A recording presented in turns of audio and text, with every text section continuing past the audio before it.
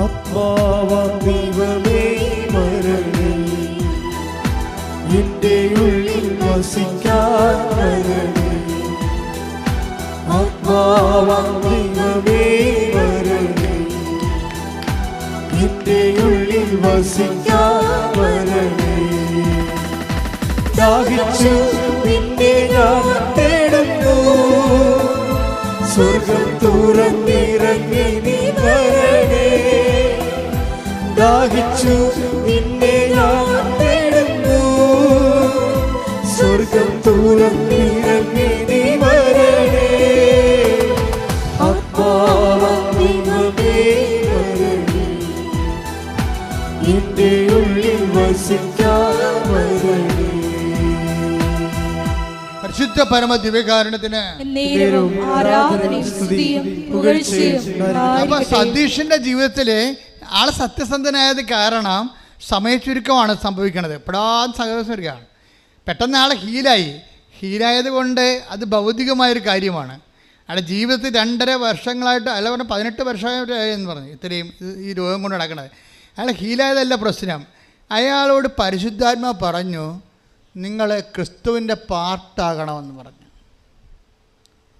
അല്ല അച്ഛനും കപ്പേരും പള്ളിയൊന്നും അല്ല പറഞ്ഞിരിക്കുന്നത് സതീശനോട്. ആരാ പറഞ്ഞത്?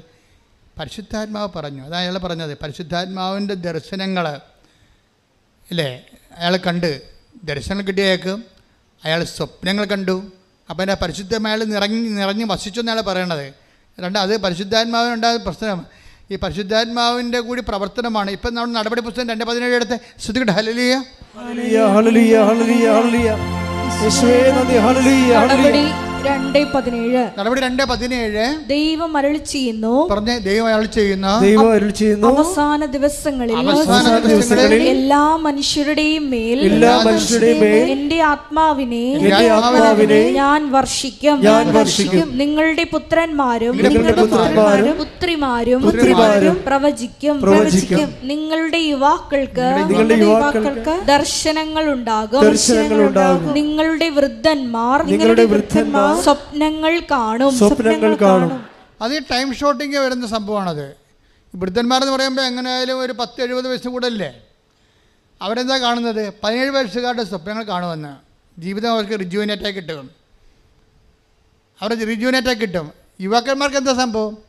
നമ്മൾ പക്വതയില്ലെന്ന് പറയും. അവരെന്താ കാണുന്നത്? ദർശനങ്ങളാണ് കാണുന്നത്. അവർക്ക് പക്വതയോ. ഈ ഒരാളിനെ പരിശുദ്ധാത്മ വരുമ്പോഴേ അത് ഒരു മനുഷ്യനുണ്ടാകുന്ന മാറ്റങ്ങളാണേ. അതായത് അതുപോലെ ഒരു മാറ്റം ഈ മനുഷ്യനും ഉണ്ടായി. ഈ മനുഷ്യനോട് പരിശുദ്ധാത്മാ പറയും, നിങ്ങൾ ക്രിസ്തുവിൻ്റെ പാർട്ടാകാൻ പറയും. അപ്പോൾ ക്രിസ്തുവിൻ്റെ പാർട്ടാകാനെന്ന് ഇയാൾക്ക് അറിയത്തില്ല. ഇയാളുടെ ക്രിസ്ത്യനല്ല ശരിക്കും പറഞ്ഞാൽ. ബൈബർത്ത് ക്രിസ്ത്യനല്ല, ലൈഫിൽ അയാൾ ക്രിസ്ത്യനല്ല. പക്ഷേ ഇയാൾ ഇവരും ദൈവമായിട്ട് സ്വകാര്യ ബന്ധമാണ്. നിങ്ങൾ ദൈവമായിട്ടൊരു സ്വകാര്യ ബന്ധം ഉണ്ടാകണമെങ്കിൽ സഭ ഒരു പ്രഖ്യാപിത ഘടകമല്ല ശരിക്കും. ഞങ്ങൾക്കൊക്കെയാണ്, ഞങ്ങൾ സഭ ജനിച്ച ആൾക്കാരാണ്. അത് ജനിക്കാനുള്ള ഭാഗ്യം കിട്ടിയ ആണ്. ഞങ്ങൾ അല്പം തെറ്റിയ ദൈവം വലിയ കൃപയാണ് നഷ്ടപ്പെടുത്താൻ പോണേ നമ്മൾ. കാര്യം എന്താ? നിങ്ങളെ അത്രയും വില കൊടുക്കുന്ന അത്രയും ഞങ്ങളൊന്നും വില കൊടുത്തിട്ടില്ല. ഓട്ടോമാറ്റിക്കലായിട്ട് വരുന്ന അതുകൊണ്ട് തന്നെ ഈ ഉടമ്പടി വരുന്ന നോക്കുമ്പോൾ ആ സാക്ഷ്യങ്ങളുടെ ലെവൽ നോക്കിയാൽ മനസ്സിലാകും. ഇപ്പോൾ ഒരു നോൺ ക്രിസ്ത്യൻ ഉടമ്പടി എടുത്തു കഴിഞ്ഞാൽ, നോൺ ക്രിസ്ത്യൻ എന്ന് പറഞ്ഞാൽ സാങ്കേതികമായിട്ട് അവരാ ഉടമ്പടി കർശനം കൃത്യമായിട്ട് ചെയ്യും അല്ലേ. എല്ലാ കാര്യവും കൃത്യമായിട്ട് ചെയ്യും. അവർക്ക് ചോറൊക്കെ എടുത്ത് ഇത്ര കിലോമീറ്റർ അകലെ കൊണ്ടുപോയി കൊടുക്കും. രോഗികളെല്ലാം കണ്ട് അവരെ സഹായിക്കും. നിങ്ങൾ രോഗികളെയൊക്കെ കാണുമ്പോഴും അല്ല, ചില രോഗികൾക്ക് ചില ആൾക്കാർ കൂട്ടു നിൽക്കാനൊക്കെ പോകത്തില്ല. ഇപ്പോഴത്തെ മെയിൻ സംഭവം എന്താണ്? കൂട്ടു നിൽക്കാൻ ആരും ഇല്ലാത്തതുകൊണ്ടല്ലേ കൂട്ടിയിട്ട് ഭരിക്കണം ആൾക്കാർ.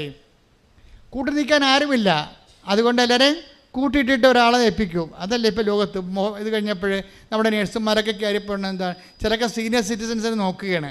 എന്താണ്? കൂട്ടു നിൽക്കാൻ ആരുമില്ല. ഇവർ സീനിയർ സിറ്റിസനെ നോക്കാൻ വേണ്ടി കൂട്ടു നിൽക്കാൻ പോകുമ്പോൾ നമ്മുടെ ഇവിടെ ഇതുപോലെ കൂട്ടു നിൽക്കാൻ ആരുമില്ലാതെ വീട്ടിൻ്റെ വരാന്തയിലും അവിടെ ഇവിടെയൊക്കെ ആൾക്കാർ ഇങ്ങനെ ദ്രവിച്ചും ഇങ്ങനെ കുത്തിയിരിക്കണ കാണാം. അപ്പം നമ്മൾ അവിടെ പോയി നിൽക്കുമ്പോൾ നമ്മൾക്ക് കുറച്ച് കഴിയുമ്പോൾ വാച്ചിട്ട് നോക്കിക്കൊണ്ടിരിക്കും നമ്മൾ, ഇല്ലേ? രോഗിനെയൊക്കെ കാണാൻ പോവുകയും നമ്മൾ ആ ഉടമ്പടി എടുത്തിട്ടുണ്ട്, അല്ല രോഗിനെ കാണാം, ആശുപത്രി വല്ല രോഗികളുണ്ടോ ചോദിക്കും. ഉടമ്പടി എടുത്തിട്ടുണ്ട്. അപ്പോൾ അവിടെ അച്ഛൻ പറഞ്ഞായിരുന്നു, ഞാൻ എൻ്റെ രോഗിനെയൊക്കെ കാണാൻ പോകണമെന്ന് പറഞ്ഞായിരുന്നു. നമ്മുടെ കൂട്ടത്തിൽ നിന്ന് വല്ലതും പോയിട്ടുണ്ടോ രോഗികൾ? നിങ്ങൾ ആശുപത്രി പോയായിരുന്നു നോക്കിയത്? വെറുതെ പോയി ഇത് വകുപ്പ് നോക്കിയെടുത്ത് പോകും. പോയി അവിടെ പോയി എന്തെങ്കിലും ഒക്കെ പറഞ്ഞുകൊണ്ട് നിൽക്കും. എൻ്റെ ചേച്ചി അവിടെ പോയിട്ട് നിങ്ങളെ ആദ്യ കാലങ്ങളിൽ എനിക്കറിയാം, ഇത് ഹോസ്പിറ്റൽ മിഷൻ എന്ന് പറഞ്ഞാൽ തുടങ്ങിയ സംഭവം.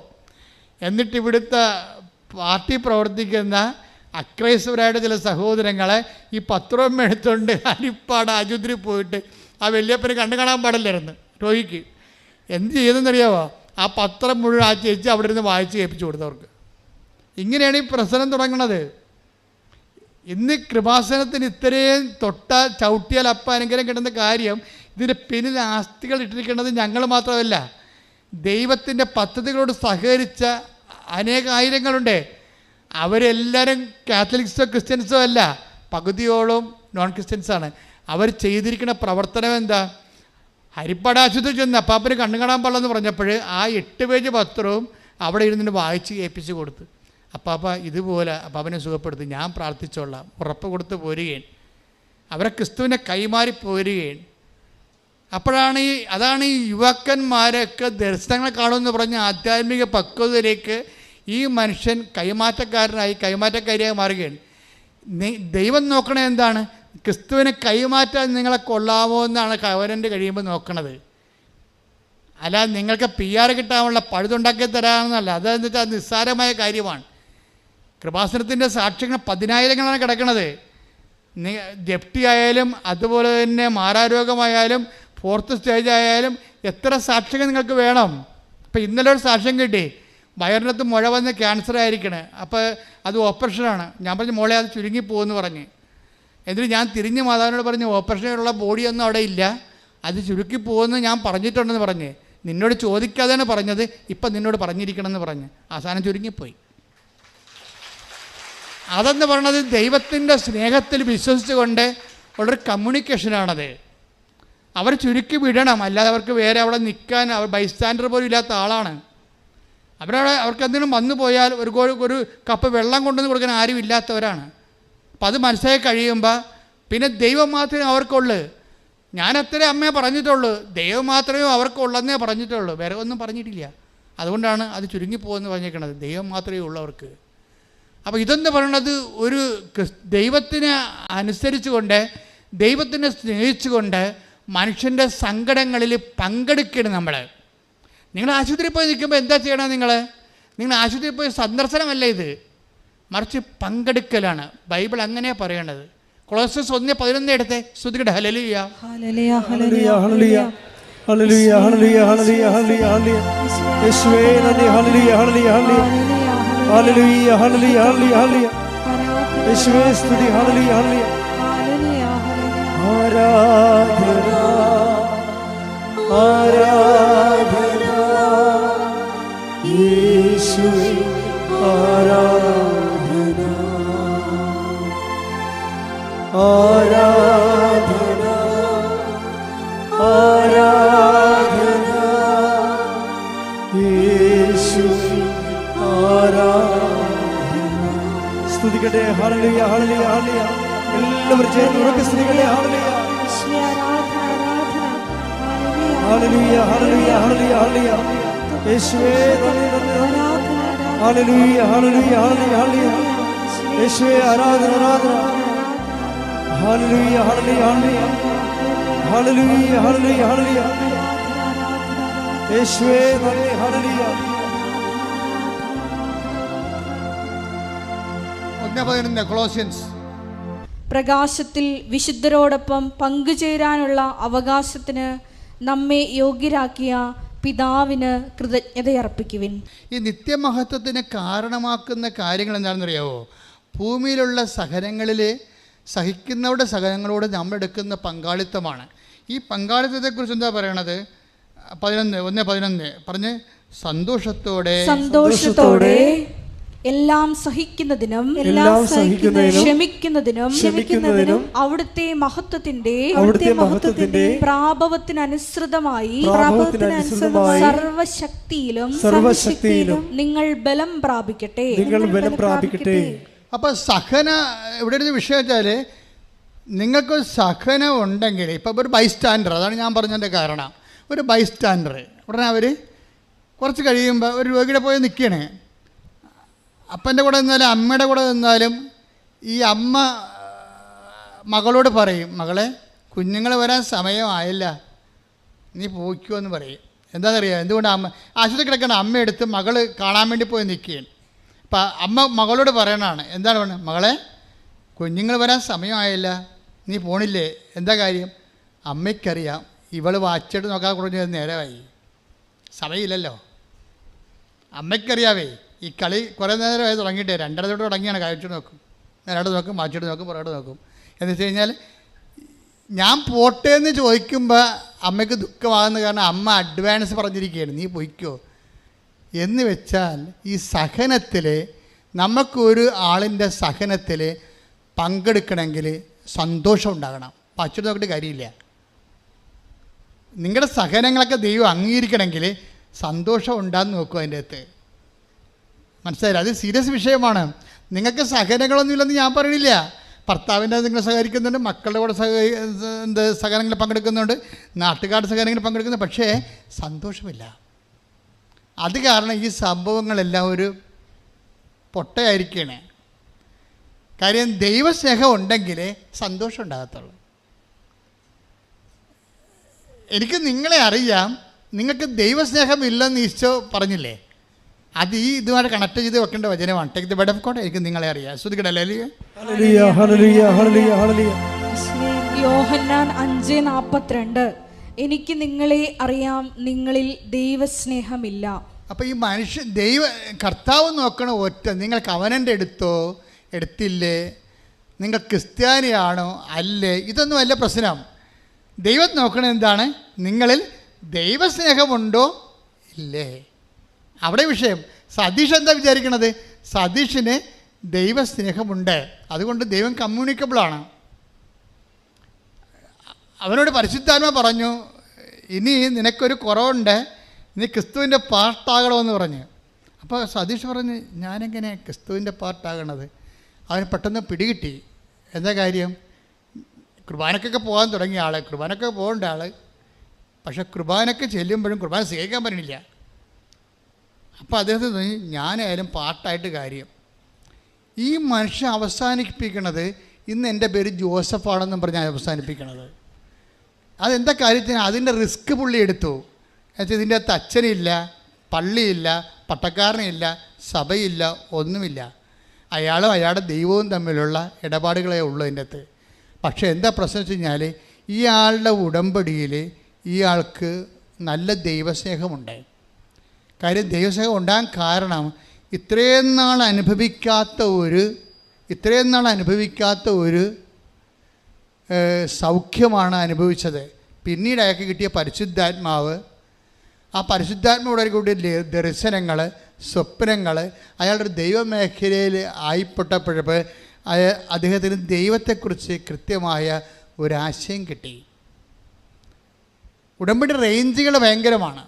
പക്ഷേ ഞങ്ങളെ സംബന്ധിച്ചിടത്തോളം നിങ്ങളുടെ ഭൗതികമായ കണ്ണുനീര് ഒപ്പിയെടുക്കുക ആണ് ഞങ്ങളുടെ പ്രഥമ ലക്ഷ്യം എന്ന് പറയുന്നത്. ഞങ്ങൾക്ക് വേറെ ലക്ഷ്യങ്ങളൊന്നുമില്ലെന്ന് ഞാൻ ഈ ഉടമ്പടി തുടങ്ങിയപ്പോഴേ പറഞ്ഞിട്ടുണ്ട്. ഒരാളെ മതം മാറ്റുകയോ ഒരാളെ ജ്ഞാനസ്നാനപ്പെടുത്തുകയോ ഇതൊന്നും കൃപാസനത്തിൻ്റെ ലക്ഷ്യമല്ല. ലക്ഷ്യമെന്താണ് കാര്യം? നിങ്ങൾ വേദനയില്ലാതെയും സന്തോഷത്തോടെയും ഈ ഭൂമിയിൽ ദൈവത്തെ അനുഭവിച്ചുകൊണ്ട് ജീവിക്കണം. അതുകൊണ്ടാണ് ഞങ്ങൾ പ്രാർത്ഥിക്കുന്നത് നിങ്ങളുടെ കൂടെ നിന്നുകൊണ്ട്.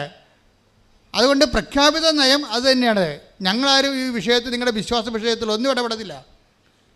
എന്താ കാര്യം? ഞങ്ങളോട് വിശ്വാസ വിഷയത്തിൽ ഇടപെടാനല്ല പറഞ്ഞിരിക്കുന്നത്, നിങ്ങളുടെ ജീവിത സങ്കടങ്ങളിൽ ദൈവത്തിൻ്റെ ആശ്വാസം പകർന്ന് തരാൻ നിങ്ങളെ തന്നെ ഒരുക്കുക എന്നുള്ള ഉദ്ദേശത്തിലാണ്. അതൊക്കെ മനസ്സിലാകും. അച്ഛന് ആൾക്കാരുമായിട്ട് ബന്ധമില്ല, അച്ഛൻ നിങ്ങളുടെ സംഭാവനയോ പണവുമായിട്ട് ബന്ധമില്ല. അച്ഛൻ എൻ്റെ അടുത്ത് വരണമെന്നുണ്ടെങ്കിൽ നിങ്ങളുടെ ഉടമ്പടി എല്ലാം കറക്റ്റായിരിക്കണം. പിന്നെ എന്താണ്? നിങ്ങളുടെ വിഷയത്തിൻ്റെ രേഖ ഉണ്ടാകണം, അത്രേ ഉള്ളൂ. അപ്പോൾ അതിന് മനസ്സിലായില്ല എന്തിനാ പ്രാധാന്യമെന്ന്. എന്തിനാ പ്രാധാന്യം? വിഷയത്തിനാണ് പ്രാധാന്യം, വിഷയത്തിനാണ് പ്രാധാന്യം. കാര്യം നിങ്ങൾ അനുഭവിക്കുന്ന വിഷയങ്ങൾ നിങ്ങൾ ആരായാലും, ഇവിടെ ഇപ്പോൾ ഒരു ക്രിസ്ത്യാനി അല്ലെങ്കിൽ കത്തോലിക്കൻ അല്ലെങ്കിൽ ഒരു ക്രിസ്ത്യാനി അല്ലാത്ത വ്യക്തി അങ്ങനെയല്ല കാണുന്നത്. നമ്മൾ ആൾക്കാരെ കാണുന്നത് സങ്കടമുണ്ടോ സങ്കടമില്ലേ, അത്രയേ ഉള്ളൂ. രോഗമുണ്ടോ രോഗമില്ലേ, ആ വിഷയത്തെ കാണുന്നത്. പക്ഷെ ആ വിഷയത്തിന് ഞങ്ങളെന്താ ചെയ്യണത്? ഞങ്ങൾ അനുഭവിച്ച ദൈവാനുഭവത്തെ നിങ്ങൾക്ക് പകർന്നു തരും. കാരണം ഞങ്ങൾക്ക് വേറെ അനുഭവങ്ങളൊന്നുമില്ല. ഞങ്ങളുടെ വിശ്വാസത്തിൽ ഞാൻ അനുഭവിച്ച ദൈവാനുഭവത്തെ നിങ്ങൾക്ക് പകർന്നു തരും. അപ്പോഴെന്ത് സംഭവിക്കണമെന്ന് വെച്ച് കഴിഞ്ഞാൽ, നിങ്ങൾക്കുണ്ടാകുന്ന സഹനങ്ങൾക്ക് എന്തു ചെയ്യണം?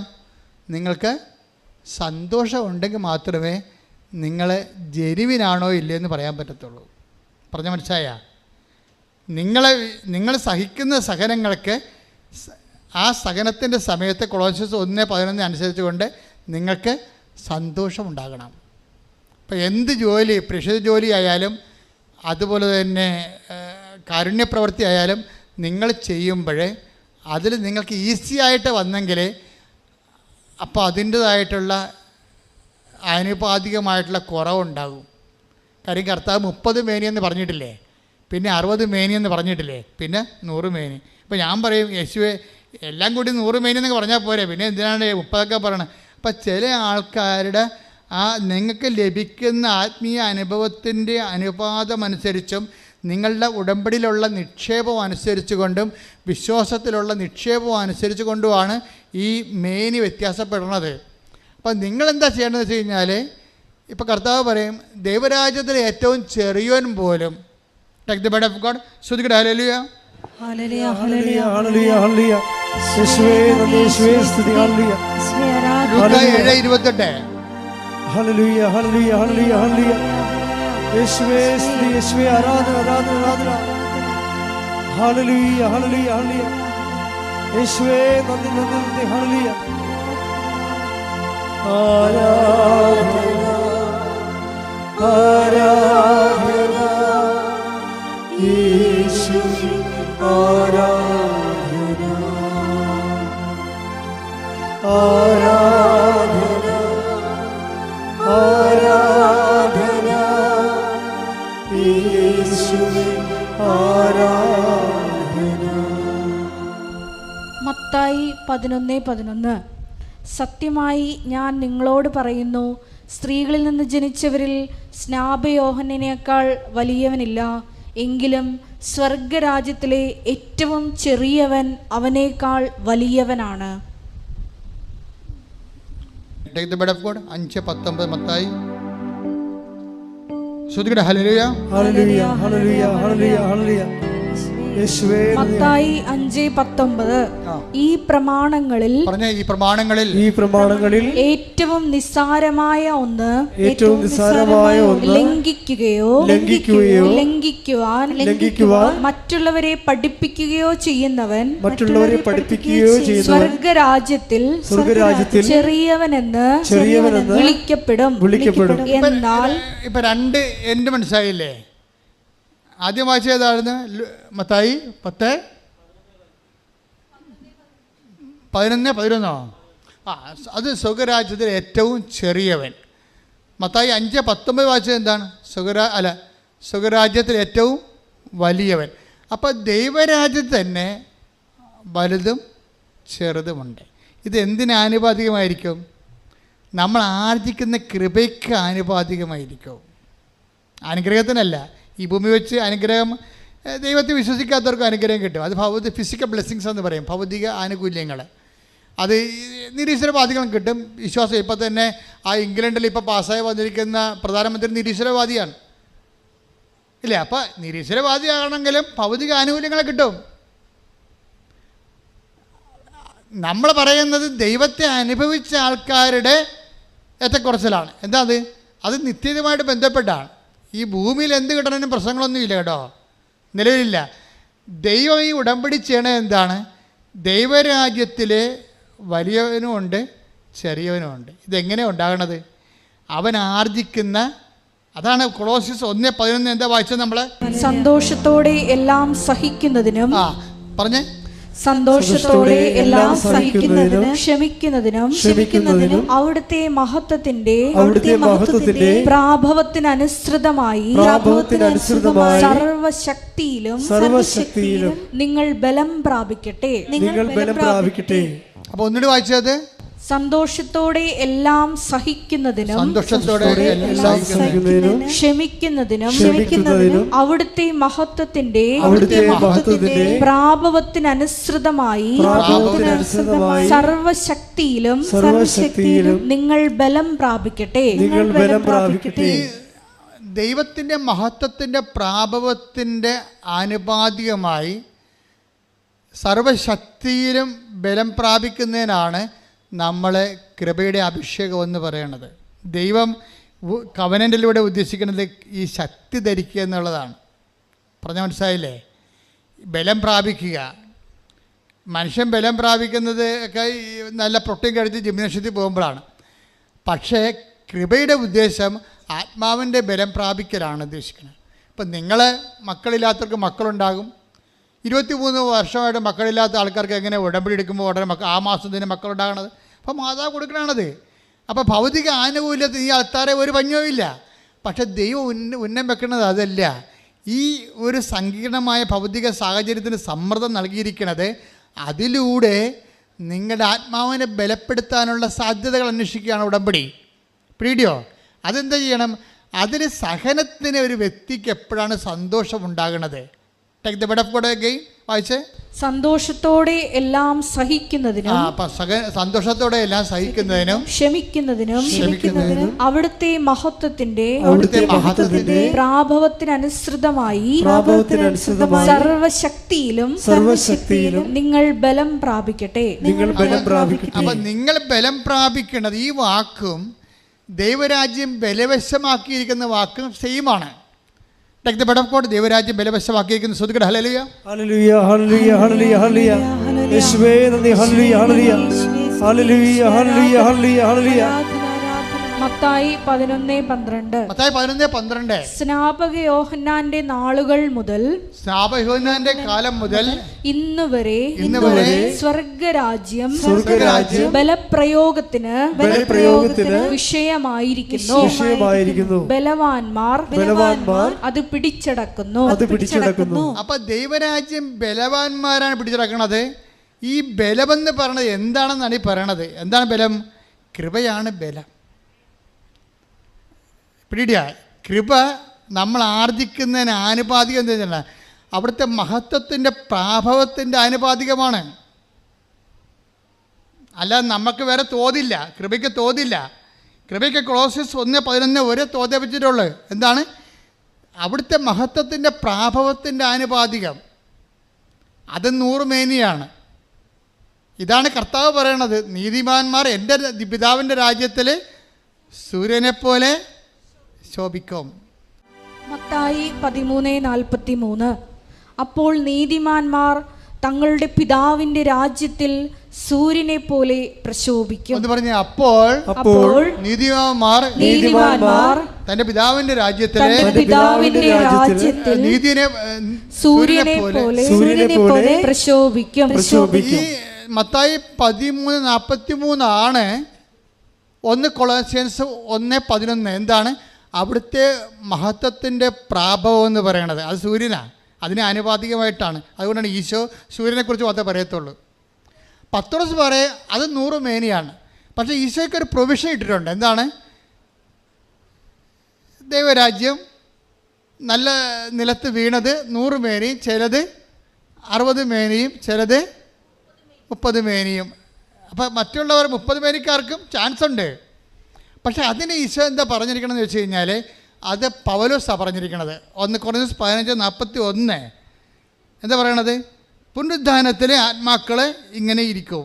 ചിലത് നക്ഷത്രങ്ങളെപ്പോലെ ഇരിക്കും, ചിലത് ചന്ദ്രനെപ്പോലെ ഇരിക്കും. അതാണ് 60 മേനി. നക്ഷത്രം 30 മേനി. പിന്നെ എന്താണ്? ചിലത് സൂര്യനെ പോലെ ഇരിക്കട്ടെ. ഇതെവിടെ അതാകുമ്പോൾ 100 മേനി. 1 കൊരിന്തോസ് 15:41. 1 കൊരിന്തോസ് 15:41. സൂര്യന്റെ തേജസ് ഒന്ന്, സൂര്യന്റെ തേജസ് ഒന്ന്, സൂര്യന്റെ തേജസ് ഒന്ന്, ചന്ദ്രന്റേത് മറ്റൊന്ന്, നക്ഷത്രങ്ങളുടേത് വേറൊന്ന്, നക്ഷത്രങ്ങൾ തമ്മിലും തേജസ്സിന് വ്യത്യാസമുണ്ട്. ഇപ്രകാരം തന്നെയാണ് മരിച്ചവരുടെ പുനരുത്ഥാനവും.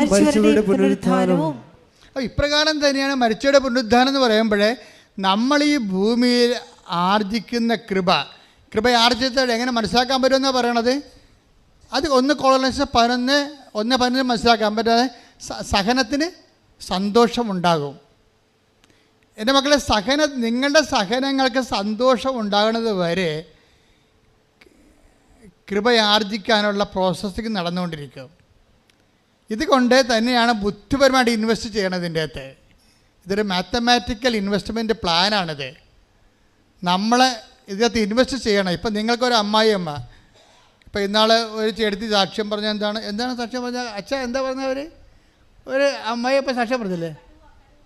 എൻ്റെ മകളെ ഒരു കടുവാക്കാണ് കെട്ടിച്ചതെന്ന്. അപ്പം അച്ഛൻ വാപത്തി പിടിച്ച് മൈക്കും ബാക്കി കളഞ്ഞ്. കാരണം കടുവ വേണം ഇവിടെ വന്ന് ഇവിടുത്തെ സ്റ്റാഫിനെ കൈകാര്യം ചെയ്യുന്ന മേക്കിൽ വെച്ചല്ലേ പറഞ്ഞത്. എൻ്റെ മകളെ ഒരു കടുവാക്കാണ് കെട്ടിച്ചത്. അപ്പം കടുവയായിരിക്കും. ഈ കടുവയെ നമ്മൾക്ക് പൂച്ചയാക്കാൻ പറ്റും, പുലിയെ പൂച്ചയാക്കാൻ പറ്റും. 2 തരത്തിലാണ് വരണത്. ഒന്ന്, കൃപയാർജിക്കുമ്പോൾ നിനക്കത് അവരുണ്ടാക്കുന്ന സങ്കടങ്ങൾ, സംഘർഷങ്ങൾ നിനക്ക് സന്തോഷമാക്കി തോന്നും. എന്താ കാര്യം? ഇതിലൂടെ ക്രിസ്തുവിൻ്റെ സഹനത്തിൽ ഞാൻ പങ്കെടുക്കുന്നു. അതാണ് സംഭവം. ഇതിലൂടെ ക്രിസ്തുവിൻ്റെ സഹനത്തിൽ ഞാൻ പങ്കെടുക്കുന്നു. ക്രിസ്തുവിൻ്റെ സഹനം എന്ന് പറയണത് കർത്താവ് ഇനി ആർക്കും ഒന്നും അവിടെ ചെയ്യാൻ പറ്റാത്ത രീതിയിൽ ഇനി കർത്താവ് റെക്കോർഡ് ഇട്ടിട്ടുണ്ട്. ആ റെക്കോർഡിൻ്റെ അപ്പുറത്ത് ഇനി ആർക്കും റെക്കോർഡ് ഇടാൻ പറ്റത്തില്ല. കാര്യം വെച്ച് കഴിഞ്ഞാൽ അവൻ മരിച്ചു കഴിഞ്ഞതിന് ശേഷം പിന്നെയും ആൾക്കാർ അവനെ ആക്ഷേപിച്ചുകൊണ്ടിരുന്ന്, നമ്മളെല്ലാ സംഭവം മരിച്ചോടുകൂടി തീരുമല്ല. ക്രിസ്തുവിൻ്റെ സഹനം മരിച്ചിട്ടും തീരണില്ല. അവിടെ INR എഴുതി വെച്ചിട്ടുണ്ട്. അവൻ നോക്കിയിട്ട് വഴിയെ പോകുന്ന ആൾക്കാർ പറയും, എന്താ പറയണത്?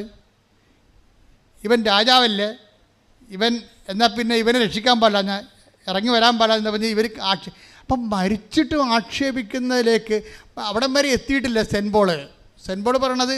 അവൻ മരണത്തോളോ തന്നെ താഴ്ത്തിയെന്നാണ് പറയണത്. പക്ഷെ അവൻ മരണത്തോളം അല്ല താഴ്ത്തിയത്. അവൻ മരണാനന്തരം തന്നെ താഴ്ത്തിയവനാണ് ക്രിസ്തു. കൈയടിച്ച് സ്തുതിക്കട്ടെ.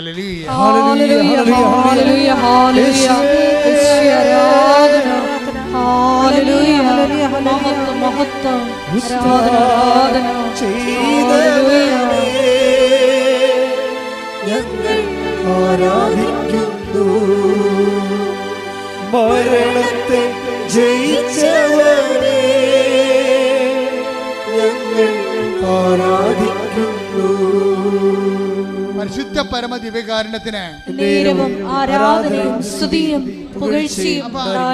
മരണാനന്തരവും ഇങ്ങനെ ഒരു തുണിയുടെ നഗ്നതയിൽ ഒരു കുറവിറച്ചിയായിട്ട് പെരുവഴി തൂങ്ങിക്കിടക്കുമ്പോഴും അവൻ മരിച്ചിട്ടും അവനെ ആക്ഷേപിച്ചുകൊണ്ട് ജനങ്ങൾ പോകുന്നതായിട്ട് സുവിശേഷം പറഞ്ഞാണ് ഈ സുവിശേഷം എന്ന് പറയുന്ന മഹാസംഭവം അവസാനിക്കുന്നത്.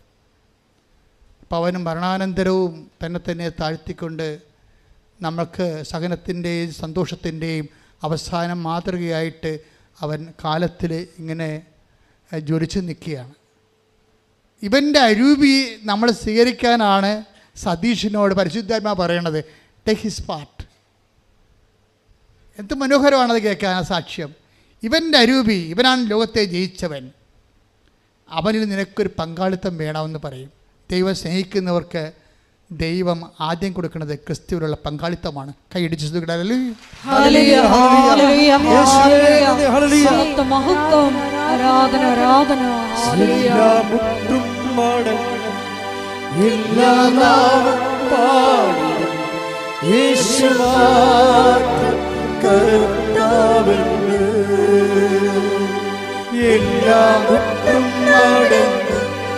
എല്ലാ നാമം പാടും യേശു മാത്രം കർത്താവെന്ന്. കൊല്ലപ്പെട്ടാലും ബൈബിൾ അവസാനിക്ക് പറയും അവൻ കൊല്ലപ്പെട്ടിട്ട് നിന്നുവെന്ന് പറയും. എന്താ പറഞ്ഞിരിക്കുന്നത്? കാരണം വെച്ച് കഴിഞ്ഞാൽ ഈ സഹനം അവനെ കത്തിച്ച് കളയണില്ല. കർത്താവ് പറയും മരണം, ഈ രോഗം മരണ കാരണമല്ല എന്ന് പറഞ്ഞ പോലെ ഈ സഹനം നമ്മുടെ നാശത്തിൻ്റെ കാരണമല്ല, മറിച്ച് രക്ഷയ്ക്ക് വേണ്ടി ദൈവത്തിൻ്റെ പരിപാലനയുടെ ഭാഗമാകുമ്പോഴാണ് സഹനം സന്തോഷമായിട്ട് മാറുന്നത്. എൻ്റെ ദൈവവേദനേ, ഈ ഒരു സന്തോഷത്തിലേക്ക് നീങ്ങണമെങ്കിൽ നീ ക്രിസ്തുവിനെയാണ് കവനന്റിൽ ഉടമ്പടി ലക്ഷ്യം വെക്കേണ്ടത്. പ്രാർത്ഥിക്കുക, കർത്താവേ ലോകത്തെ സഹനത്തെ ജയിച്ച നിന്റെ നാമത്തിലെ വിശ്വസിച്ചുകൊണ്ട് ഉടമ്പടി ചെയ്യുമ്പോൾ ഭൗതിക യാഥാർത്ഥ്യങ്ങളെക്കാൾ നിന്റെ നാമത്താൽ, നാമത്തിന്റെ കൃപയാൽ, നാമത്തിന്റെ ശക്തിയാൽ അഭിഷേകം ചെയ്യണമേ. എന്നെ അഭിഷേകം ചെയ്യണമേ.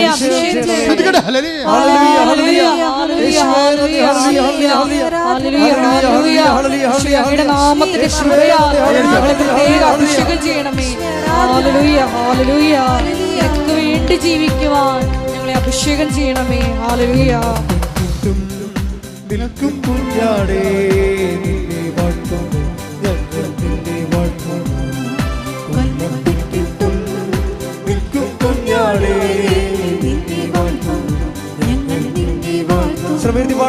കൊല്ലപ്പെട്ടിട്ടും നിൽക്കും കുഞ്ഞാടേ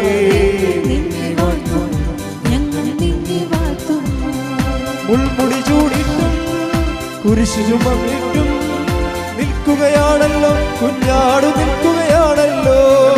മുൾമുടി ചൂടിട്ടും കുരിശു ചുമന്നിട്ടും നിൽക്കുകയാണല്ലോ കുഞ്ഞാടു, നിൽക്കുകയാണല്ലോ.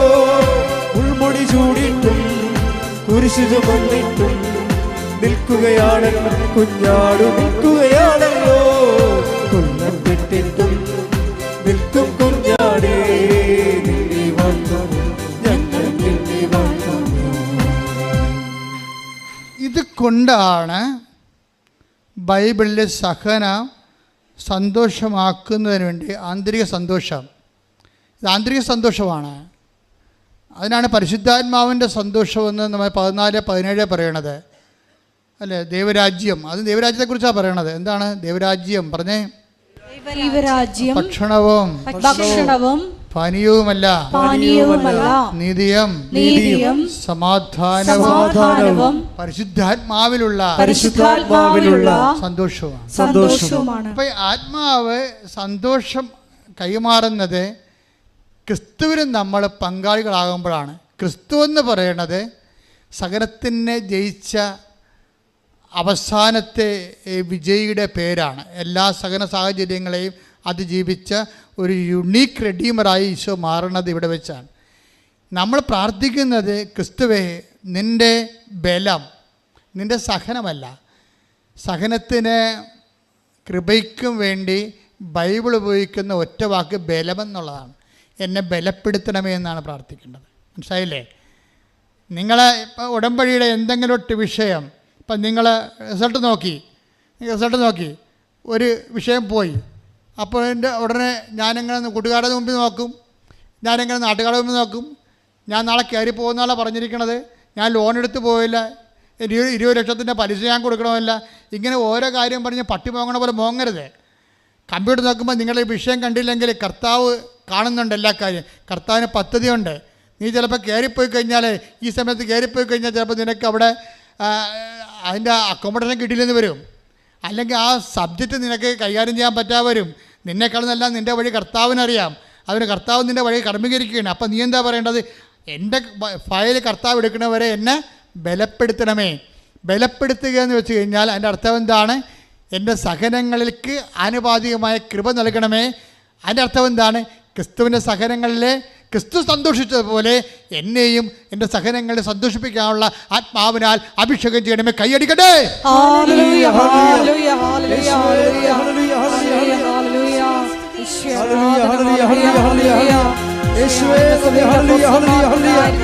സഹനത്തിലുണ്ടായിരുന്ന സന്തോഷം നൽകി ഞങ്ങളുടെ സമൂഹത്തെ അഭിഷേകം ചെയ്യണമേ. ഹല്ലേലൂയ. ഒരുമിച്ച് പാടുക. ആത്മാവാം ദൈവമേ വരണേ, എന്റെ ഉള്ളിൽ വസിക്കാൻ വരണേ.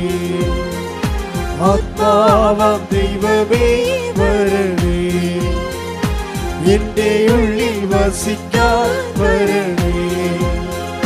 ദാഹിച്ചു നിന്നെ ഞാൻ തേടുന്നു, സ്വർഗം തുറന്നിറങ്ങി നീ വരണേ.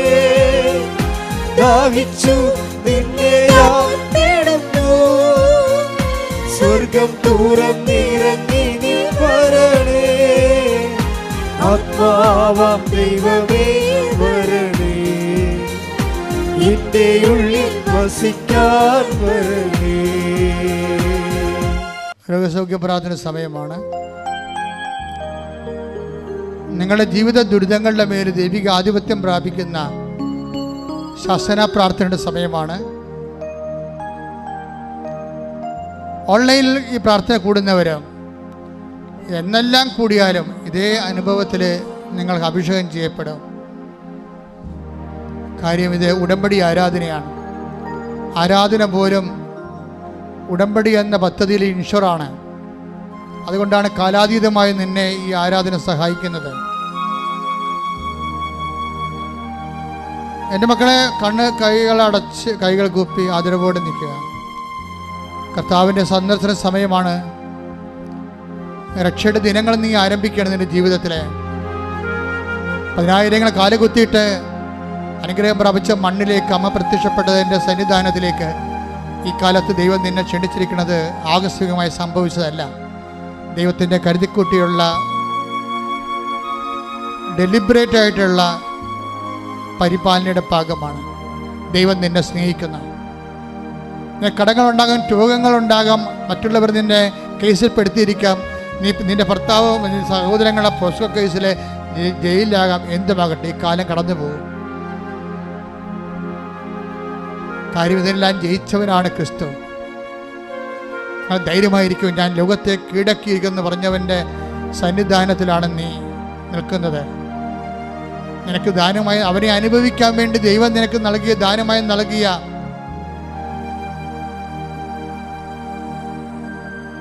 ദൈവത്തിൻ്റെ പരിപാലനയുടെ ഭാഗമാണ് പരിശുദ്ധ അമ്മ. അമ്മ തൻ്റെ ദൈവിക ദൗത്യം നിർവഹിച്ച ദൈവിക ഉടമ്പടിയിലാണ് നിന്നെ ഇപ്പോഴ് പങ്കാളിയാക്കിയിരിക്കുന്നത്.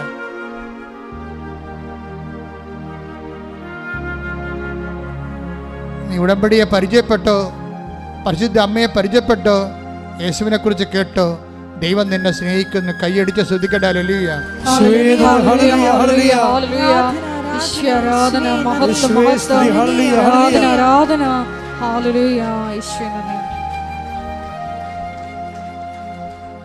ഒരു കൈ വലത് കൈ ശിരസിലും ഇടത് കൈ നെഞ്ചിലും ചേർത്ത് പിടിക്കുക.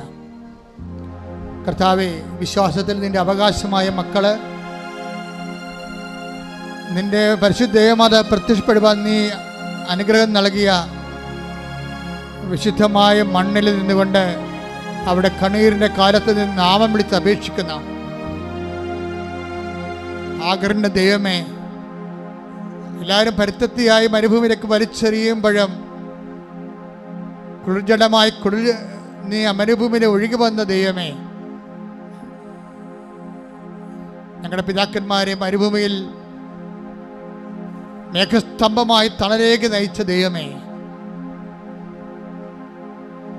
ഹോറേബിലെ മുൾമരമെരിയാതെ എരുതി നടുവിൽ നീ ജ്വലിച്ചു നിന്ന ദൈവമേ, നിന്റെ ദിവ്യ സാന്നിധ്യമായി ഇത് ഞാനാണെന്ന് പറഞ്ഞുകൊണ്ട് കടലിന് മീതെ നടന്നുകൊണ്ട് കടലിനെ ശാന്തമാക്കിയ പരിശുദ്ധ ദിവ്യകൃപാനെ നിനക്ക് നേരവും ആരാധനയും സ്തുതിയും സ്തോത്രം ഉണ്ടാകട്ടെ. സ്തുതിക്കട്ടെ.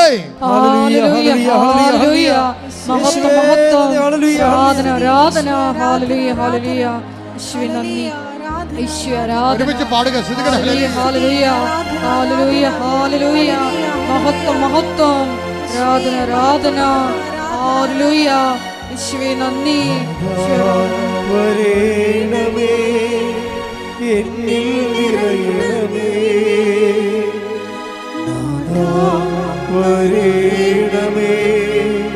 സൗഖ്യം നൽകണമേ. നാഥാ വരേണമേ, എന്നിൽ നിറയണമേ. നാഥാ വരേണമേ, സൗഖ്യം നൽകണമേ. കർത്താവേ, നിന്റെ പഞ്ചക്ഷതങ്ങളെ ഓർത്തുകൊണ്ട് കണ്ണുനീരോടെ പ്രാർത്ഥിക്കുന്ന നിന്റെ തിരുമുറുപാർന്ന വലതുകരം ഈ മക്കളിലേക്ക് സ്പർശിക്കണേ പ്രാർത്ഥിക്കുന്നു. സദ്യബന്ധങ്ങൾ കർത്താവിനൊത്ത് നിറയട്ടെ. ശ്രദ്ധിക്കട്ടെ, മാംസപേശികളിലെ കർത്താവിനൊത്ത് നിറയട്ടെ. രക്തഞരമ്പുകളിൽ കർത്താവിനൊത്ത് നിറയട്ടെ. എല്ലാ കോശങ്ങളിലും പേശികളിലും ആന്തരിക അവയവങ്ങളിലും കർത്താവിനൊത്ത് നിറയട്ടെ. ഉച്ചമുതൽ ഉള്ളങ്കാല് വരെ കർത്താവിനൊത്ത് നിറയട്ടെ. 38 വർഷം ഞാൻ അർപ്പിച്ച കൃപാനയുടെ ശക്തിയാൽ കൃപാസ്ഥാനത്താറെ ജീവനോടെ പ്രത്യക്ഷപ്പെട്ട പരിശുദ്ധ അമ്മയുടെ മാധ്യസ്ഥത്താൽ കർത്താവേ, ഈ മക്കളുടെ മേലെ ദൈവിക ശക്തി ഒരുക്കണമേ. എല്ലാ കോശങ്ങളിലും പേശികളിലും ദൈവിക ശക്തി ഒരുക്കണമേ. മാർഗരോഗങ്ങള്, തീരാവേദ്യങ്ങള്, ജീവിത ദുരിതങ്ങള് യേശുവിന്റെ നാമത്തില് മാറിപ്പോകട്ടെ.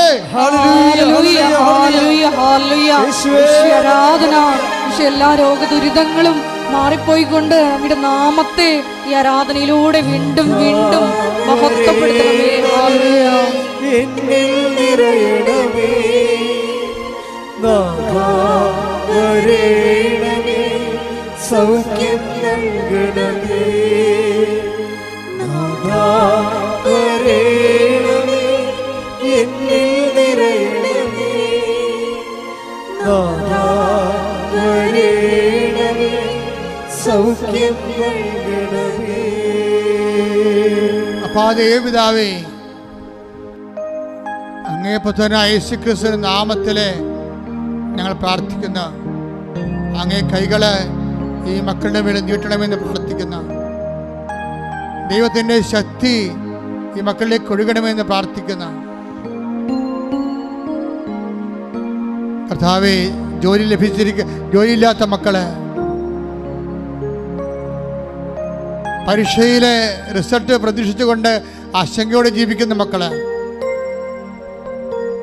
ജപ്തി നടപടികളെ നേരിട്ടുകൊണ്ട് വീട്ടിൽ നിന്ന് ഇറങ്ങിപ്പോരേണ്ടി വരുമല്ലോ എന്ന് ഓർത്തുകൊണ്ട് മക്കളെ കൊണ്ട് സങ്കടപ്പെട്ടുകൊണ്ടിരിക്കുന്ന മക്കള്, ഉറങ്ങിയിട്ട് ദിവസങ്ങളായി, ഭക്ഷണം സമാധാനത്തോടെ കഴിച്ചിട്ട് ദിവസങ്ങളായി എന്ന് പറഞ്ഞുകൊണ്ട് തേങ്ങി നടക്കുന്ന മക്കള്, കർത്താവേ, ഒരു മകനെപ്പോലും കൈവിടാത്തവനെ, അധ്വാനിക്കുന്നതിനും ഭാരം വഹിക്കുന്ന ആശ്വസിപ്പിക്കുന്നവനെ നിന്റെ തിരുമുറുപാർന്ന് വലതു കരുത്ത കർത്താവേ, മക്കളെ ആശ്വസിപ്പിക്കണമെന്ന് പ്രാർത്ഥിക്കുന്നു. ദൈവത്തിൻ്റെ കരുണ, ദൈവത്തിൻ്റെ ശക്തി, മാതാവിൻ്റെ പ്രത്യക്ഷീകരണത്തിൻ്റെ യോഗ്യതയാൽ ഇവിടെ ഉടമ്പടി ചെയ്തിരിക്കുന്ന മുഴുവൻ മക്കളുടെ മേലും ഈ മണ്ണിൽ ചവിട്ടി പ്രാർത്ഥിച്ച് കടന്നു പോയിട്ടുള്ള എല്ലാ മക്കളുടെ മേലും ദൈവത്തിൻ്റെ അടയാളങ്ങൾ പതിയട്ടെ. യേശുവിന്റെ നാമത്തിൽ മാർഗ തടസ്സങ്ങള്, ജീവ ദുരിതങ്ങൾ മാറിപ്പോകട്ടെ.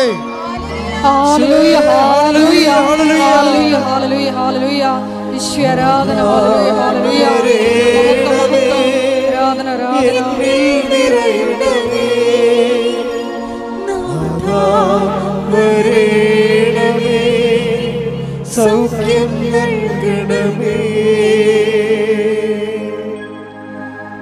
മൗനമായി പ്രാർത്ഥിക്കേണ്ട സമയമാണ്.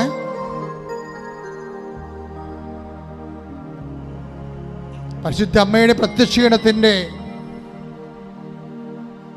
സന്തോഷം നിറഞ്ഞ സാക്ഷിയായി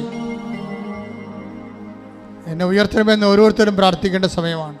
കർത്താവേ, മക്കളെ ഓർത്ത് വേദനിക്കുന്നവരുണ്ട്, മക്കളുടെ തെറ്റായ ബന്ധങ്ങൾ അകപ്പെട്ടു പോയതിനോർത്ത് ബന്ധിക്കുന്നവരുണ്ട്, മക്കള് വിളിക്കാത്ത മാതാപിതാക്കന്മാരുണ്ട്, മക്കള് ഇപ്പോഴും അംഗീകരിക്കാത്ത മാതാപിതാക്കന്മാരുണ്ട്, കൈവിട്ടു പോയ പോലെ തോന്നണവരുണ്ട്. കർത്താവ് വീട്ടിൽ നിന്ന് ഇറങ്ങിയാൽ വഴി നടക്കാൻ പറ്റാത്ത അവസ്ഥയിൽ കണ്ടവൻ്റെ പുരിടത്തിലാകുമ്പോൾ എപ്പോഴും സംഘർഷത്തിൽ ജീവിക്കുന്നവരുണ്ട്. രേഖകൾ നഷ്ടപ്പെട്ടു പോയവരുണ്ട്, കാണാതെ പോയ വസ്തുക്കളും കാണാതെ പോയ വ്യക്തികളുമുണ്ട്. സാമ്പത്തിക കടങ്ങൾ പരിഹരിക്കാൻ യാതൊരു മാർഗം കാണാത്തവരുണ്ട്, വിവാഹം താമസിച്ച് പോകുന്നവരുണ്ട്, മക്കളില്ലാത്തവരുണ്ട്, ജോലി നഷ്ടപ്പെട്ടവരുണ്ട്. എല്ലാവരെയും പരിശുദ്ധമ്മയുടെ മാധ്യസ്ഥത്തിൽ ഈശോയ്ക്ക് സമർപ്പിക്കുന്നു. കർത്താവെ, വലിയ സാക്ഷ്യങ്ങൾ കേൾക്കുന്നതിന് വേണ്ടി കർത്താവെ, അങ്ങ് ലോകത്തിന് അവർ ഏറ്റെടുത്തുകൊണ്ട് വീണ്ടെടുക്കപ്പെടാൻ വേണ്ടി പ്രാർത്ഥിക്കുന്നു. കർത്താവെ, ദൈവത്തിൻ്റെ കണ്ണച്ചൊരിയുടെ ഭക്ഷണം കഴിക്കാൻ പറ്റാത്തവരുണ്ട്. ഭക്ഷണ പഥ്യമുള്ളത് കാരണം രോഗങ്ങൾ കാരണം ശരീരത്തിന് മരുന്ന് പോലും കഴിക്കാൻ പറ്റാത്ത അവസ്ഥയിലേക്ക് തളർന്നു പോയവരുണ്ട്. കർത്താവേ, എല്ലാവരും സ്പർശിക്കണമേ. ദൈവത്തിൻ്റെ കണ്ണച്ചൊരിയട്ടെ. മരുന്ന് ലേവനമല്ല കർത്താവേ. അങ്ങനെ ഒരുപാട് മക്കളെ സുഖപ്പെടുത്തെങ്കിൽ ദൈവത്തിൻ്റെ കരുത്ത്, ദൈവത്തിൻ്റെ നാമത്തിൻ്റെ ശക്തി എല്ലാ മക്കൾക്കും സൗഖ്യം നൽകട്ടെ. ശ്രദ്ധിക്കട്ടെ. സുഖപ്പെട്ടുകൊണ്ട് ഈ ആരാധനയിലൂടെ മഹത്വപ്പെടുത്തണമേ. Hallelujah, hallelujah. മഹത്വം, മഹത്വം. ആരാധന. ദൈവമായ നന്ദി, ദൈവമായ ആരാധന. മൗനമായി പ്രാർത്ഥിക്കേണ്ട സമയമാണിത്. കൈകൾ കൂപ്പി വ്യക്തിപരമായ ആവശ്യങ്ങൾക്ക് വേണ്ടി മൗനമായി പ്രാർത്ഥിക്കുക.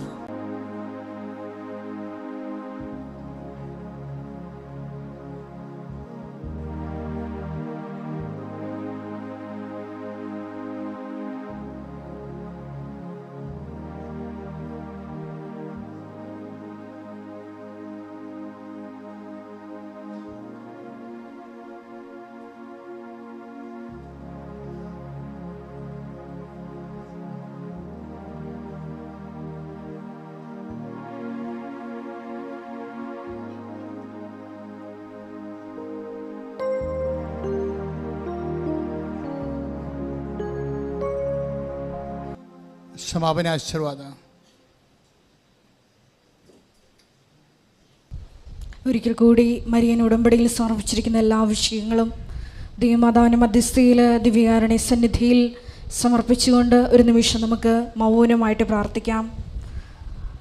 നമ്മുടെ ജീവിതത്തിലെ സഹന സാഹചര്യങ്ങളെല്ലാം ഈശോയുടെ കുരിശോട് ചേർത്തുകൊണ്ട് നിത്യത വരെ ഈശോയെ നിന്നെ ലക്ഷ്യമാക്കി മാത്രം യാത്ര ചെയ്യുവാൻ ഈ ആരാധനയിലൂടെ ഞങ്ങളെ തിരഞ്ഞെടുത്ത് അഭിഷേകം ചെയ്യണമേ എന്ന് ഒരു നിമിഷം നമുക്ക് പ്രാർത്ഥിക്കാം.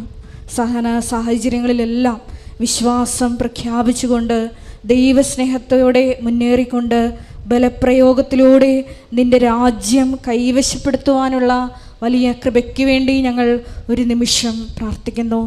ഞങ്ങളുടെ ജീവിതത്തിൽ ലഭിച്ചിരിക്കുന്ന സഹന സാഹചര്യങ്ങളെല്ലാം ഈശോയെ നിൻ്റെ കൃപ വന്ന് നിറഞ്ഞ് നിൻ്റെ മഹത്വത്തിൻ്റെ പ്രാഭവത്തിനനുസൃതമായി സർവശക്തിയോടെ പിതാവിൻ്റെ കൃപയിലേക്ക് മുന്നേറുവാനുള്ള വലിയ അഭിഷേകത്തിന് വേണ്ടി പ്രാർത്ഥിച്ചുകൊണ്ട് മരിയൻ പ്രത്യക്ഷീകരണത്തിൻ്റെ സ്ഥിരം സാക്ഷികളാക്കി മരിയൻ ഉടമ്പടി എടുത്തിരിക്കുന്ന ഞങ്ങളെല്ലാവരെയും ഉയർത്തണമേ എന്ന് പ്രാർത്ഥിച്ചുകൊണ്ട് ശിരസ്സ് നമിച്ച് നമുക്ക് ദിവ്യകാരുണ്യനാഥൻ്റെ ആശീർവാദം സ്വീകരിക്കാം.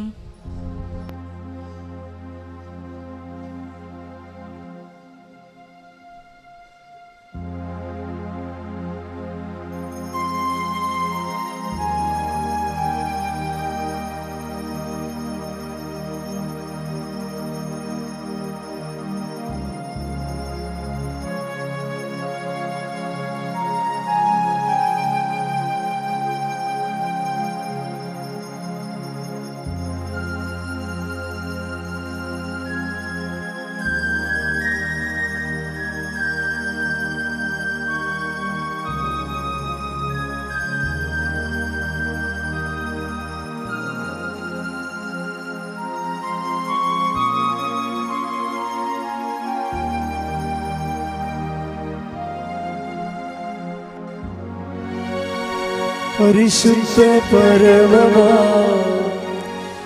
ദിവ്യകാരുണ്യമേ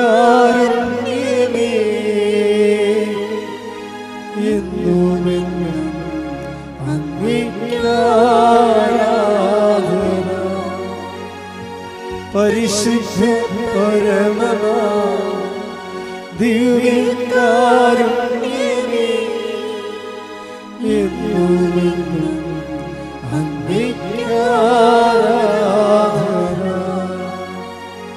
പരിശുദ്ധ പരമമാ ദിവ്യകാരുണ്യമേ എന്നുമെന്നും അങ്ങേക്ക് ആരാധന. ആവേ ആവേ